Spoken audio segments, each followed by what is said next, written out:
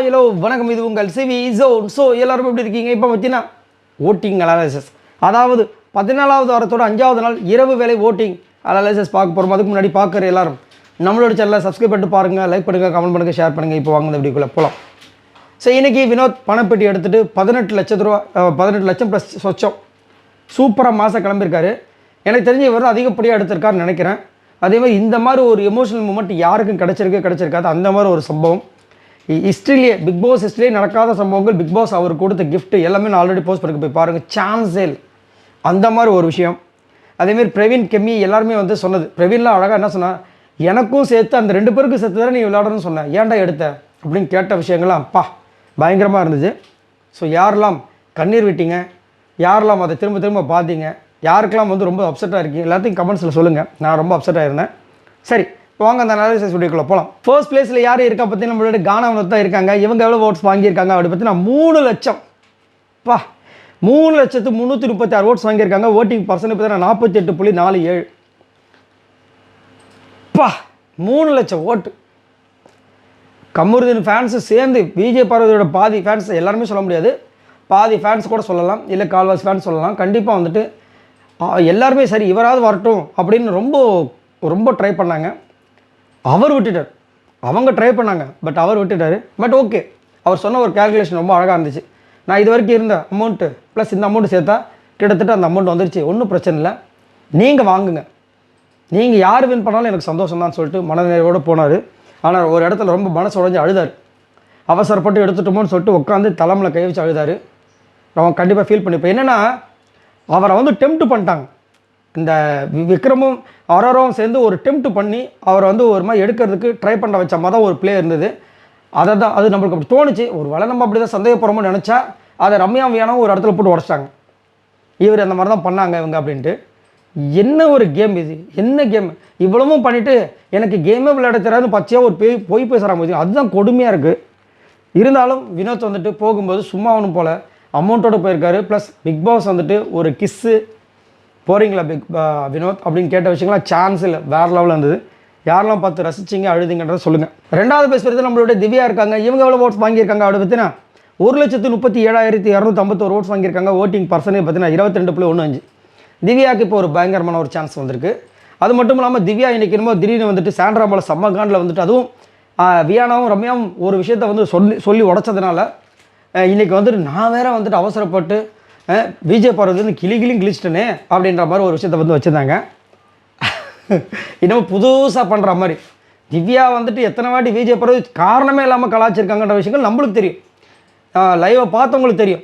திவ்யாவுக்கு வந்துட்டு அதுவும் ஒருத்தங்க ரெக்கார்டு வாங்கி வெளியே போகும்போது கூட அந்த வன்மத்தை கொட்டுறதுக்கு வெளியே போடி முதல் அப்படின்னு சொன்னதெல்லாம் வந்துட்டு வன்மத்தின் உச்சம். அதெல்லாம் வந்து மாற்றுக்கிறது கிடையாது, சரிங்களா? ஏன்னா அவங்க வந்து அவர்கிட்ட பேசிகிட்டு இருக்காங்க விஜய் பார்வதி. இவங்க ஏதோ ஒன்று சொல்ல வர, அதுக்கு சைலண்டாக இருக்க சொன்னாங்க. உடனே வந்துட்டு நான் என் சார்கிட்ட பேசுகிறேன், உனக்கு என்ன அப்போ அந்த மாதிரி இருந்துச்சு. ஆனால் இப்போ ஒரு சரியான ஒரு சான்ஸ் என்னென்னா, வினோத் போன காரணத்தினால அன்அபிஷியல் ஓட்டிங்ஸை பார்த்தீங்கன்னா திவ்யாவுக்கு எப்பயுமே ஓட்டு இருக்குது. ஆனால் கூடவே வந்து இது ஒரு பிஆர் ஓட்டு அப்படின்ற மாதிரி வந்து ஒரு பக்கம் பெரிய ஒரு விஷயம் வந்து போயிட்டுருக்கு. அது பிஆர் ஓட்டுன்னா அவங்க எப்படி கதை ஒரு பக்கம் ரூமர்ஸ் போனாலும் அன்அபிஷியல் ஓட்டிங்ஸ் நல்ல ஒரு ஓட்டு திவ்யாவுக்கு இருக்குது, நல்ல ஒரு சான்ஸுமே இருக்குது. பார்க்கலாம் என்ன நடக்குதுன்னு. திவ்யாவுக்கு டைட்டில் கிடைக்கும்னு நினைக்கிறீங்களா? மறக்காமல் சொல்லுங்கள். 3வது பிளேஸ் பார்த்தீங்கன்னா சபரி இருக்காங்க. இவங்க எவ்வளோ ஓட்ஸ் வாங்கியிருக்காங்க அப்படி பார்த்தீங்கன்னா 92,892 ஓட்ஸ் வாங்கியிருக்காங்க. ஓட்டிங் பர்சன்டேஜ் பார்த்தீங்கன்னா 14.99.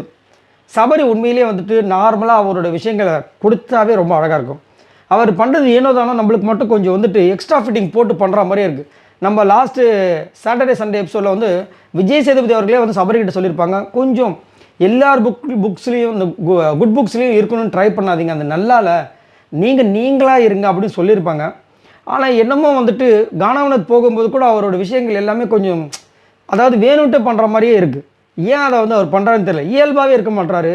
அப்படி தான் நம்மளுக்கு தோணுது. ஏன் அதை வந்து திரும்ப அது பண்ணுற மாதிரி எனக்கு உங்களுக்கு அந்த மாதிரி தோணுதா முதல் சொல்லுங்கள். அது மட்டும் இல்லாமல் சபரிக்கு வந்து ஒரு சான்ஸ், செம்ம பெரிய சான்ஸ் இருக்குது. இந்த டைட்டில் அடிக்கிறதுக்கு சரியான ஒரு சான்ஸ் இருக்குது. ஒன்றும் சொல்கிறதுக்குல எல்லாருக்குமே சான்ஸ் இப்போ வந்துட்டு ஈஸியாக கிடைக்கிற மாதிரி ஒரு விஷயம் நடந்திருக்கு இந்த சீசனில் மட்டும்தான். இதுக்கு முன்னாடி சீசன்லாம் பார்த்தீங்கன்னா யாரையாவது வருவாங்க அப்படின்லாம் இருப்போம்.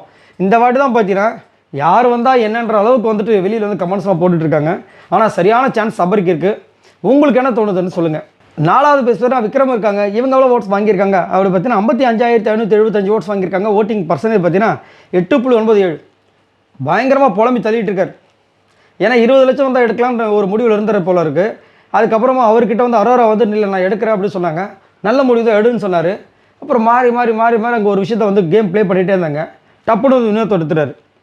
இது வந்து உண்மையிலேயே அவரோட கேம் ப்ளேவான்றது தெரியாது.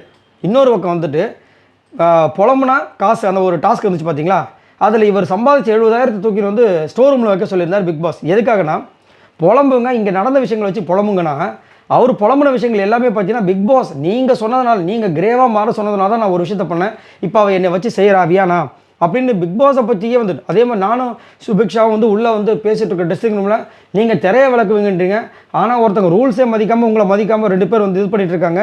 சாண்ட்ரா தேவி அவங்கள பற்றி நீங்கள் எதுவும் பேச மாட்டீங்க அப்படி இப்படின்னு வந்து நிறைய பேச இவருக்கு டென்ஷன் ஆயிடுச்சு. கடைசியில் வந்துட்டு 70,000 வந்து ஸ்டோர் ரூமில் வைங்க அப்படின்ட்டார். நம்ம பேசுவோம் வேறு சொல்லியிருக்காரு. இது எங்கே முடிய போகுது தெரியல. ஆனால் இது வரைக்கும் பேசவே இல்லை பிக் பாஸ். 5வது பேஸ் பார்த்தீங்கன்னா சாண்ட்ரா இருக்காங்க. இவங்க எவ்வளோ ஓட்ஸ் வாங்கியிருக்காங்க அப்படி பார்த்தா 33,622 ஓட்ஸ் வாங்கியிருக்காங்க. ஓட்டிங் பர்சன்டேஜ் பார்த்தீங்கன்னா 5.42. ஸோ சாண்ட்ரா பயங்கரமான ஒரு விஷயத்தை இக்கட்டான ஒரு சூழ்நிலை தான் இருக்காங்க.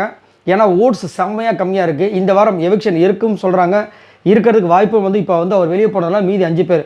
ஆனால் இதுக்கு முன்னாடி ஏதோ ஒரு சீசனில் வெறும் 4 பேரை வச்சு ஃபைனல் நடத்தின மாதிரியும் ஞாபகம் இருக்குது. ஆனால் எந்த சீசன் எனக்கு ஞாபகம் இல்லை. உங்களுக்கு இந்த மாதிரி நடந்திருக்கான்றதை முதல் சொல்லுங்கள், சரிங்களா? அது மட்டும் இல்லாமல் இப்போ சாண்ட்ராக்கு அகேன்ஸ்டாக பார்த்தீங்கன்னா எல்லாருமே வீட்டில் விக்ரம் தவிர்த்து எனக்கு தெரிஞ்சு எல்லாருமே வந்து ஒரு டவுட்டில் தான் இருக்காங்க.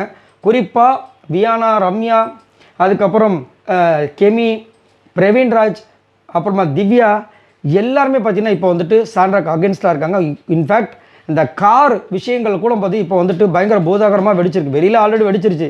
உள்ளே இப்போ என்னவா போயிட்டுருக்கு அப்படின்னா அது கூட வந்து இவங்க பண்ண ட்ராமாவாக இருக்கும், ட்ராமாவாக இருக்காதுன்ற மாதிரி திவ்யா வந்துட்டு அடித்து சொல்கிற அளவுக்கு வந்துட்டு இந்த பிரச்சனை வந்து வெளியே வந்திருக்கு. அதனாலே நிறைய பேருக்கு என்ன தோணுது அப்படின்னா இது வந்து இப்போ ட்ராமா அப்படின்ற மாதிரி ப்ரூவ் ஆகிடுச்சுன்னா, ஏன்னா ஃபிட்ஸ் வந்த மாதிரி வந்து ஒரு விஷயம் பண்ணியிருப்பாங்க. அப்போ தான் வந்து எல்லாருமே தூக்கிட்டு போயிருப்பாங்க. ஒரு பெரிய பிரச்சனை வந்திருக்கும், சரிங்களா? இவங்க வந்துட்டு அதனால ஃபிட்ஸ் வர வாய்ப்பு இல்லையே அப்படின்னு சொல்லிட்டு இவங்க உட்காந்துட்டு இருந்தாங்க. மெடிக்கல் டீம் இருக்குது வெயிட் பண்ணுங்க அப்படின்னு சொல்லியிருப்பாங்க. இதே வந்து இன்னும் இவ்வளோ கேஷுவலாக இருக்கீங்க, அவங்களுக்கு எவ்வளோ பிரச்சனையாக இருக்குதுன்னு சொல்லிட்டு அவங்கள பேசியிருப்பாங்க. இப்போது இது வந்து ட்ராமா அப்படின்ற மாதிரி ஒரு விஷயமும் வியானா கிட்ட வந்து இவங்க சொன்ன விஷயத்தை வியானாவும் போட்டு உடைச்சிருக்காங்க. என்னென்னா இந்த மாதிரி வந்து நான் வந்து சிரிச்சுக்கிட்டே அவங்க சொன்னாங்களாம். வியானா சொல்கிறாங்க இந்த மாதிரி நான் வந்துட்டு எப்படி வந்து பழகிருப்பேன் விஜய் பார்வதிக்கிட்ட அப்படின்னு சொல்லிட்டு, அதுக்கப்புறம் வந்துட்டு கூட இருக்கிறவங்க நான் கூடயும் இருப்பேன், கூட ஏதாவது அவங்க பிரச்சனை பண்ணால் அவங்களை காலி பண்ணுவோம், நான் தயங்க மாட்டேன், நம்ம சம்திங் ஒன்று சொல்லிட்டாங்க போல இருக்குது. அதை வந்து அங்கே வியானா வந்துட்டு போட்டு உடச்சி விட்டாங்க. ஸோ இதெல்லாம் பார்க்கும்போது இந்த ரெட் கார்டு வாங்கின 2 பேருமே திரும்பி ரீஎன்ட்ரி கொடுத்தா எப்படி இருக்குன்னு சொல்லிட்டு மக்கள் ஒரு பக்கம் வந்து கற்பனையில் மிதக்கிறாங்க. நடக்கிறதுக்கு வாய்ப்பு இல்லை. இது வரைக்கும் ஹிஸ்ட்ரியில் ரெட் கார்டு கொடுக்கப்பட்டு இது வரைக்கும் ரிவர்ஸ் வாங்கினா சரித்திரமே இல்லை பிக் பாஸ் ஹிஸ்ட்ரியில். பட் இது நடந்துச்சுன்னா பயங்கர மாசாக இருக்கும். ஏன்னா இப்போ வந்து எல்லாருமே வந்து ரொம்ப அப்படியே வினோத்தா வருவார் அப்படின்ற ஒரு விஷயத்தில் இப்போ வினோத் இது மாதிரி பண்ணதுனால ஒரு வேளை நடக்கலாமோ. ஏன்னா பிக் பாஸும் பார்த்தீங்கன்னா ஃபஸ்ட்டு நாள் வந்துட்டு அவங்க போனதுக்கப்புறமா மண்டே வந்து நாமினேஷன் சொல்லிட்டு பச்சை மிளகா கடிக்க வச்சு கடைசியில் அது ப்ராங்க்னு முடிச்சு விட்டார். அதுக்கப்புறம் பார்த்தீங்கன்னா ஃபுல்லாக வந்து சாண்ட்ராவை எக்ஸ்போஸ் பண்ணுற விதமாகவே எல்லா டாஸ்க்கும் அமைஞ்சது. வந்தவங்களும் ஃபுல்லாக வந்து எக்ஸ்போஸ் பண்ணுற மாதிரி தான் பண்ணியிருக்காங்க. அப்படின்ற போது இது வந்துட்டு சம் விஷயங்கள் நடக்குமோன்ற மாதிரி தோணுது. உங்களுக்கு என்ன தோணுதுன்னு சொல்லுங்கள்.